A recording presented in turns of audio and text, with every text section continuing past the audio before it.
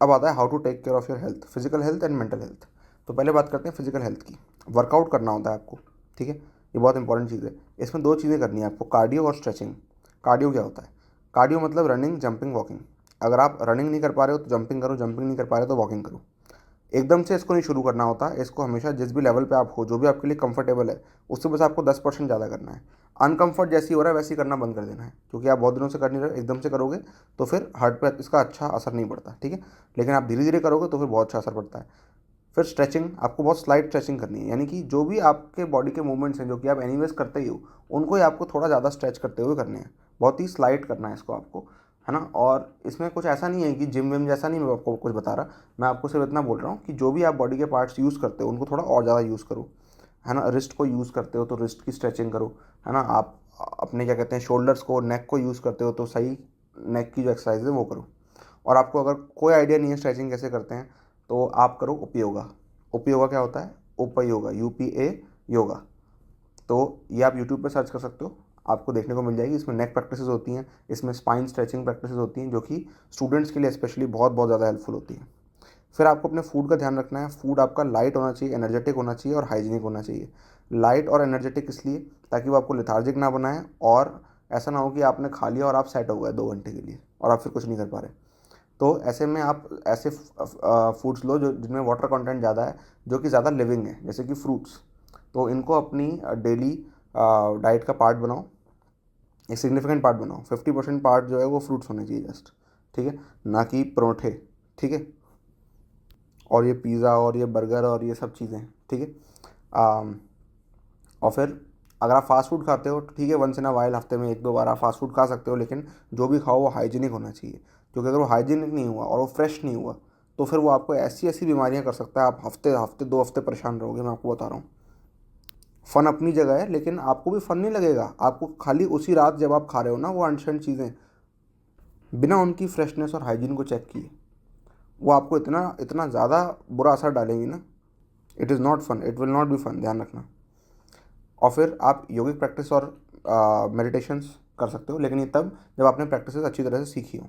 अगर आपने कोई मेडिटेशन या प्रैक्टिस नहीं सीखी, मैं आपको बता रहा हूँ कि वो आपके माइंड के लिए, आपके अटेंशन लेवल के लिए, और आप कितना फ्रेश पूरे दिन रहते हो और कितना एनर्जेटिक रहते हो, इसके लिए बहुत बहुत ज़्यादा वर्क करेगा। अगर आपने कुछ भी नहीं सीखा इसमें से, देन आप ईशा क्रिया सीख सकते हो। अगेन इसको गूगल पे, यूट्यूब पे सर्च करो, मिल जाएगा कुछ ना कुछ आपको। और ओरिजिनल सोर्स से ही सीखना। फिर आपको अपनी बॉडी का जो पोस्चर है वो बहुत सही रखना है, ध्यान रखना। इसमें बहुत सारी मिथ्स हैं। लोगों को लगता है कुर्सी टेबल पे पड़े, कुर्सी टेबल पे पड़े 10-12 घंटे, आपकी नेक ख़राब हो जाएगी, आपके शोल्डर्स ख़राब हो जाएंगे, आपकी स्पाइन ख़राब हो जाएगी। और इस सब के साथ, ख़राब बॉडी के साथ आप कैसे पढ़ पाओगे, ये तो मैं नहीं देख पा रहा। मैं ऐसे पढ़ता था और मेरी स्पाइन में इतनी प्रॉब्लम्स हो गई, मेरे को माइग्रेन हो गया, 4 महीने तक मैं बेड रेस्ट पर रहा, 8 घंटे से ज़्यादा मैं आँखें खोल के कोई चीज़ देख नहीं पाता था, पढ़ना तो बहुत दूर की बात।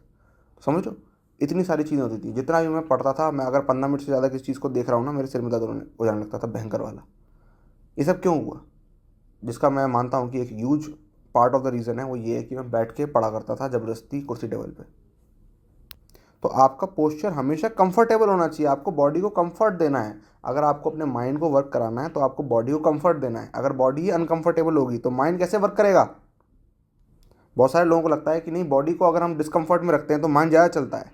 माइंड ज़्यादा नहीं चलता है, माइंड उतना ज़्यादा अनस्टेबल हो जाता है, इसलिए आपको लगता है कि वो चल रहा है, लेकिन उतना ही ज़्यादा वो परेशान हो रहा होता है, इसलिए वो एक्टिव हो रहा होता है, जो कि परेशान हो रहा होता है। ये तो बिल्कुल ऐसी बात है कि अगर किसी का आलस भगाना है तो उसको मिर्ची चटा दो। उसका आलस, वो क्या कहते हैं, कोई ऐसा नहीं है कि मिर्ची चाटने से वो कहीं एक्टिव हो रहा है, एनर्जेटिक हो रहा है, ऐसा नहीं हो रहा, वो बस परेशान हो रहा है। इसी तरह के ये रैंडम सॉल्यूशन हैं ये।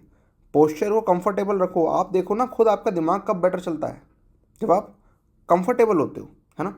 आपकी स्पाइन अगर इरेक्ट होगी तो फिर आपका जो दिमाग है वो बेटर तरह से चलेगा, ठीक है। लेकिन अगर कहीं भी अनकंफर्टेबल हो रहा है वो, तो फिर आप थोड़ी देर के लिए स्पाइन को आराम दो, वॉकिंग करो या फिर आप लेटो बैठो, कुछ भी करो। फिर आपको अपनी इम्यूनिटी और फ्रेशनेस मेंटेन करने के लिए आपको करनी चाहिए, जिसे कहते हैं अपने ट्रेडिशन में भूत शुद्धि। भूता मतलब होता है एलिमेंट्स, शुद्धि मतलब प्योरिफिकेशन। आपने सुना होगा 5 एलिमेंट्स के बारे में, फायर, वाटर, विंड, एट्सेट्रा। तो ये ऐसा नहीं है कि लिटरली इन्हीं एलिमेंट्स की बात हो रही होती है, इनको एलिमेंट्स बोला जाता है इस तरह से कि अर्थ का मतलब होता है स्टेबिलिटी, फायर का मतलब एनर्जी, विंड का मतलब मूवमेंट और पावर, और वाटर का मतलब फ्लूइडिटी, और आकाश का मतलब इंटेलिजेंस। तो जब हम साइंस पढ़ लेते हैं हमें लगता है कि 5 एलिमेंट्स ये नहीं होते, 5 एलिमेंट्स होते हैं hydrogen, helium, lithium and so on, और 5 नहीं, ज़्यादा होते हैं। लेकिन जब बोला जा रहा है एलिमेंट्स, तो एलिमेंट्स को एलिमेंट से रेफर नहीं किया जा रहा है कि एग्जैक्टली फायर की बात हो रही है, नहीं, बात इसकी हो रही है कि एनर्जी वाली जो एस्पेक्ट है फायर की, उसकी बात हो रही है। लेकिन ये कॉमन लोग आराम से समझ पाएँ इसलिए बोला जाता है fire, water, earth and so on.